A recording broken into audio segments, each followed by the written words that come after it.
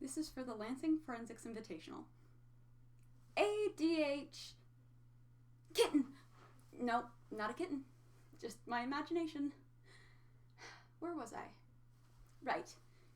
ADHD, also known as Attention Deficit Hyperactivity Disorder. Most commonly known as that brain thing that makes you go, huh? Huh? I can't stop moving. It's a little more complicated than that, and I would know. I was diagnosed with severe ADHD at age 8, and I have spent years trying to figure out what exactly that means. Why does my brain work this way? Why don't other people experience this? Why am I different? And whether or not you have ADHD, I hope that I can teach you just a little bit of what has taken me years to understand.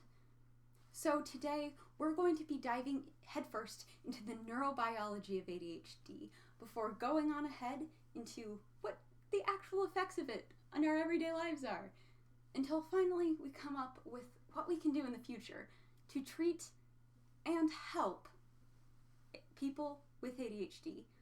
So sit back, relax, and let me do all the talking. Or at least, as long as I don't get distracted. Kitten! Nope. Still not a kitten. But that's not the point. Because to understand ADHD, first we have to figure out the neurobiology of it. Now, ADHD is a brain disorder, a learning disorder. And according to the ADHD Institute, there's two main reasons our brains function differently: chemical release and pathway break. Okay, well, since according to ADHD Institute, ADHD is typically associated with some structural anomalies in the brain, pathway breaks make more sense. But what does chemical release mean? Well, basically, we all have neurons, and neurons go from one side to another side of our brain to deliver messages. They travel neural pathways. Think of chemical release as like the gasoline that these little cars need to go. If they don't have enough of it, they don't get there. And chemicals like dopamine and serotonin are the chemicals that help them get there. Basically, in my brain, those chemicals don't release when they should. So my neurons don't make the best circuit. But pathway breaks. What the heck did I mean by that? Well, just a second ago, I mentioned neural pathways. Now, these are, again, the roads that our little neuron cars travel down. And even if you have enough gasoline, in a neurotypical person's brain, you would go from one side to the other, ending up where you want to be. But in a person with ADHD's brain, there's a road closure. Uh-oh. So, naturally, we have to find the long way around.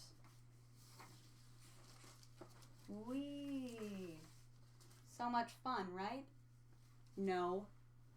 Because this is unfixable. This is a brain anomaly smaller than doctors could even consider trying to fix. And all these little car neurons are just the start. Because we need to talk about what actually is affected in the person with ADHD's lives. Sure, our little car neurons can fail to go back and forth forever, but what does that do to us? Well, quite simply, it makes everything harder. Now, ADHD is typically associated with two common symptoms: inattentiveness and hyperactivity. Now, inattentiveness is probably more well known. It's just the side of ADHD that has to do with not remembering where you left your keys, or not being able to focus during a lesson because you literally can't focus. And yeah, it's rough. Because according to Mayo Clinic, People with ADHD are up to 5% more likely to suffer from anxiety, depression, and other mental health disorders as a result of their ADHD, as well as up to 15% more likely than the average person to struggle with homelessness, unemployment, etc. in later life. So these are big impacts just from not being able to sit down and do your history homework. But that's not that big a deal, right? Well, they can be, because symptoms in girls aren't so easily recognized. As a matter of fact, symptoms in girls are way different than symptoms in guys with ADHD. And this has led to many misdiagnoses. For instance, in boys, hyperactivity typically shows itself as just that, hyperactivity. Always moving around, tap, tap, tap, tap, tap, I can't stop moving. But in girls, hyperactivity is far more likely to show itself in being overly social and overly talkative. For example, my sister is one of these people. She can just talk and talk and talk and talk. I love you, but you talk.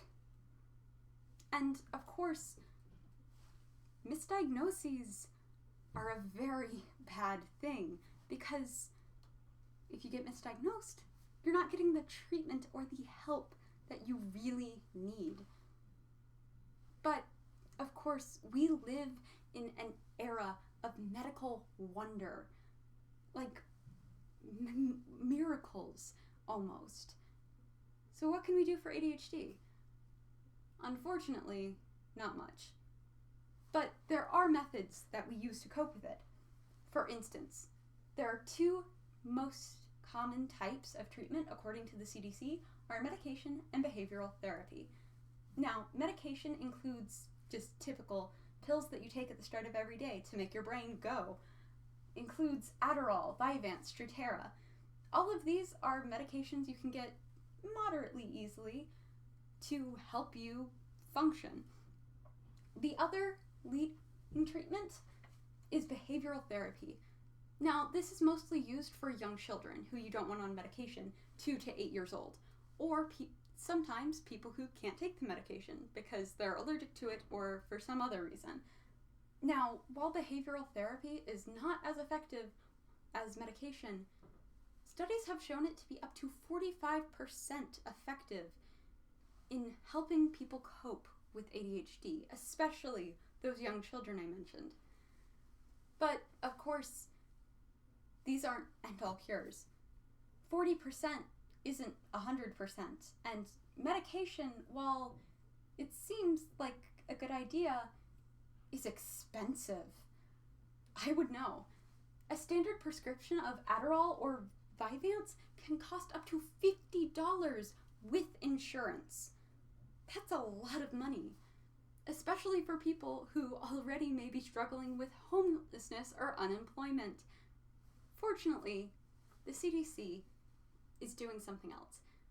Their Focus for the Future Foundation is a CDC program that is focused on not only understanding and raising awareness about ADHD, but also sharing their findings for free with all medical institutions so that ADHD can be more easily understood worldwide, and providing accessible treatment to those in need.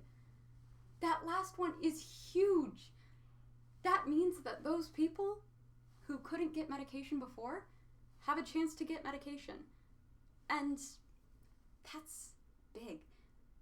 Of course, that's not the end-all be-all, because ADHD isn't very commonly studied.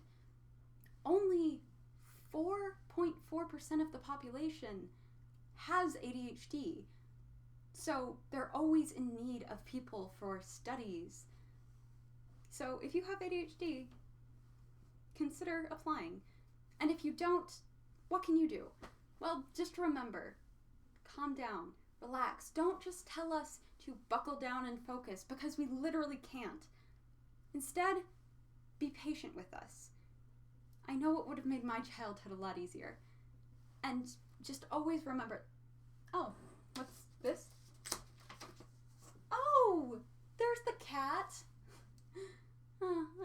wasn't seeing things after all. Thank you.